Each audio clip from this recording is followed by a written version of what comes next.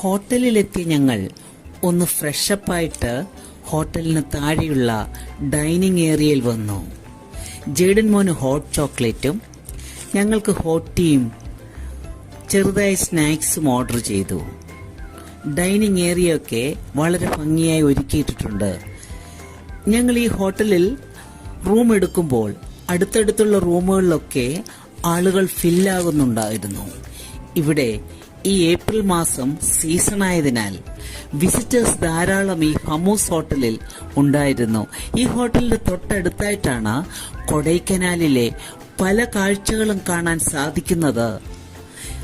ആ ഒരു കാരണത്താൽ ഈ ഹമൂസ് ഹോട്ടലിൽ എന്നും നല്ല തിരക്കാണെന്ന് അറിയാൻ സാധിച്ചു. ഹോട്ട് ടീ കുടിച്ചു കഴിഞ്ഞ ഞങ്ങൾ വെറുതെ ഹോട്ടലിന് പുറത്ത് ഒന്ന് നടക്കാനിറങ്ങി.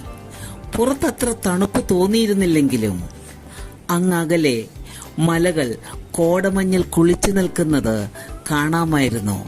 റോഡിൽ ആളുകളുടെ നല്ല തിരക്കും കണ്ടു. വന്ന ദിവസമായതിനാൽ ഒന്ന് ശരിയായിട്ട് റെസ്റ്റ് എടുക്കാമെന്ന് കരുതി ഞങ്ങൾ അധികം വൈകാതെ തന്നെ നടപ്പ് നിർത്തി റൂമിൽ കയറി. അടുത്ത ദിവസം ഗുണ കേവ് കാണാൻ പോകണം.